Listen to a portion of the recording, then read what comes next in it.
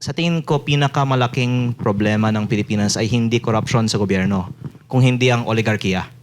Ano yung magandang legasiya ni PRRD sa bansa? It was that yung ibang mga untouchable na negosyante sa Pilipinas ay sa panahon niya sumuporta sa mga programa ng gobyerno, nagbayad ng buwis at hindi gumawa ng mga matagal nilang maling ginagawa. Mga banateros, makikita nyo naman. Kami may listahan. May listahan. Siya wala. Antindi. Dalawang oras, magdadalawang oras na nating kinakausap si Congressman Leviste, ginigisa. Pero you're really consistent kung ano yung mga sagot mo. Wala ka naman listahan. Pero nakikita namin na talagang parehas yung mga sagot mo. So, dito ko nararamdaman yung genuinity ng mga information na nanggagaling kay Congressman Leviste. Actually, kuya, may nakikita ko sa kanya, 20 years from now, presidente na to. Nako. 20 years from now. Eh, yun din ang sinabi ni Ano ko PRRD eh. Ano ka? Ginaya mo lang kay tatay speaking, Digong. speaking of PRD, Sinabi niya yun eh. may nagsasabi na nag-OJT ka daw kay PRD. Ano mo nga, kwento mo nga yan. Yung pag-OJT na yan. Ano bang totoong istorya behind it? Unang-una po, I wish na tatagal pa ang buhay ko ng 20 years, pero sa dami kong mga naging kaaway na sa last few months lang, I'm not sure what the future holds for me. Congressman, ang mga I think marami naman mga Pilipino na Kuya, susuporta talaga sa'yo. Pero inisip ko lang kung 6 na buwan, ganitong karami na nga akong mga bagong kaaway. Paano kaya sa mga susunod pang mga taon, di ba? Masaya kung it would be very exciting next few years. But I spent time in Davao in 2013 and it was eye-opening because I also had the chance to ask then Mayor PRRD sa napatunayan niya sa Davao sa suporta ng public sa kanya, bakit hindi siya tumakbo sa national? At actually, ang sagot niya at that time was baka aawayan daw siya ni De Lima, who was then Secretary of Justice. At in more broad terms, sabi niya na the country is not yet ready for a leader like him on the national stage. And when it was first floated that he will run in 2015 for the presidency of 2016, I could already see that he is gonna win because nakita ko yung reception ng mga tao sa kanya sa time that I spent in Davao in 2013. And nung pa lang, sinabi ko sa aking ina na dapat maging supportive siya sa eventual administration ni PRRD. And I'm thankful that I had the chance to see that up close. And actually yung isang hangaan ko talaga sa kanyang leadership was the fact that he really stood up to the then untouchable figures in our country. Nabanggit ko naman kanina, sa tingin ko pinakamalaking problema ng Pilipinas ay hindi korupsyon sa gobyerno, kung hindi ang oligarkiya. At kung pwede kong ipaliwanag sa ating mga kaibigan na hindi naman DDS, ano yung magandang legasiya ni PRRD sa bansa? It was that yung ibang mga untouchable na negosyante sa Pilipinas ay sa panahon niya sumuporta sa mga programa ng gobyerno, nagbayad ng buwis at hindi gumawa ng mga matagal nilang maling ginagawa dahil takot sila sa strong leader in our country at the time. And it was a time when I can say the country was not ruled by the oligarchy. Kaya ko rin naman natanong kasi nag-OJT ka sa kanya and yung first time na nakatungtong ka sa Congress, binangga mo kagad yung mga malalaki at malalakas eh. So is it safe to say na meron siyang inspirasyon mo siya sa klase ng trabaho na ginagawa mo ngayon sa Congress? Well, I think that to be politically realistic, you have to get a sense of what is achievable in the current landscape.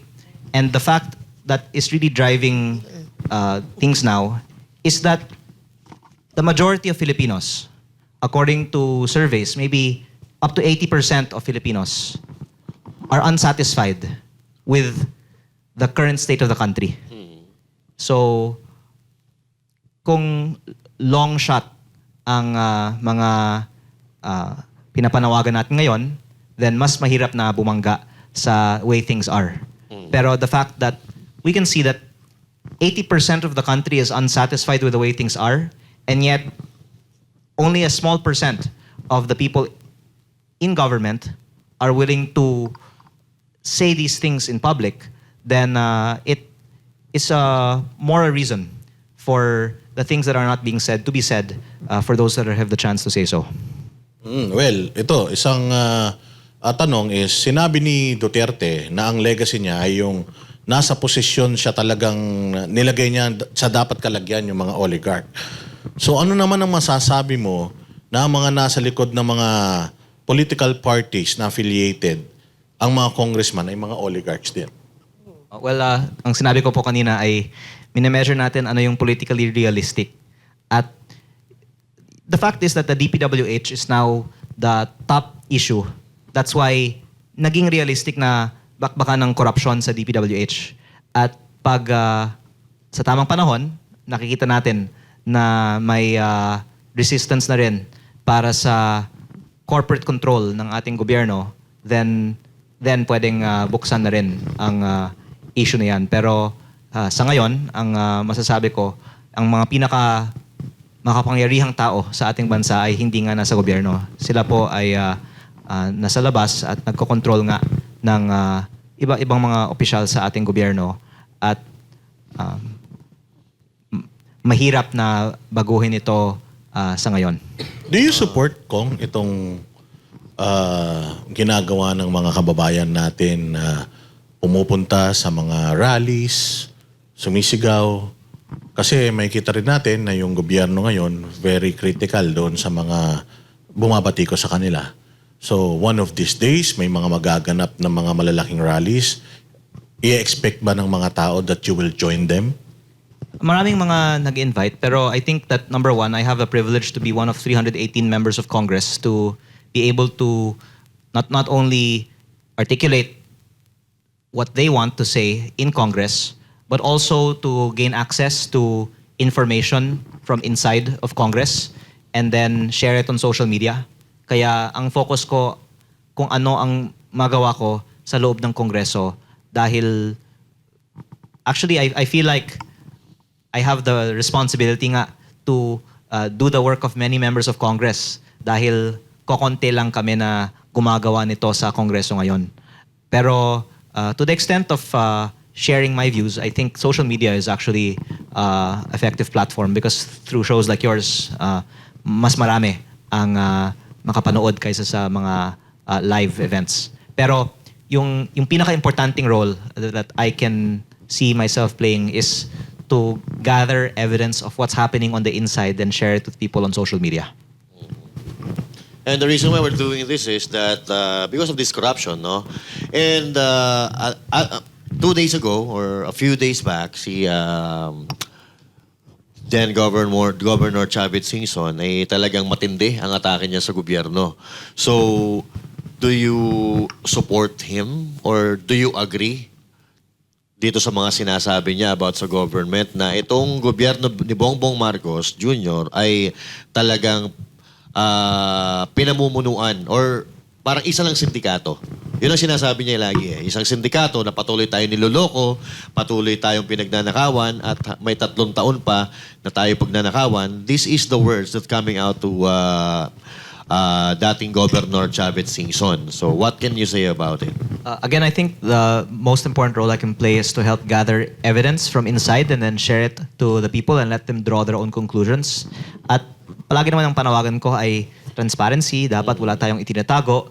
At kung ano man ang reaksyon, then sometimes the cover-up can speak more than the crime itself.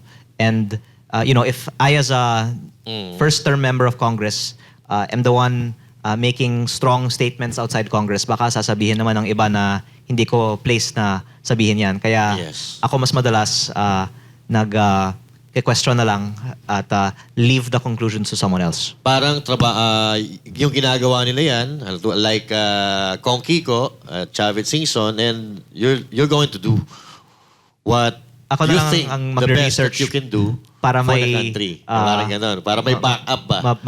Magkakasupport sa kanila. ang Pero tanong ko, si Gov Chavit naman po ay maybe 60 years na in politics. Yes. Kaya he earned the right to say what he does. And dapat naman respetuhin ng buong bansa kahit na yung mga hindi nag-agree sa kanya ng mga pahayag galing sa kanya dahil siya naman ay ang senior sa atin.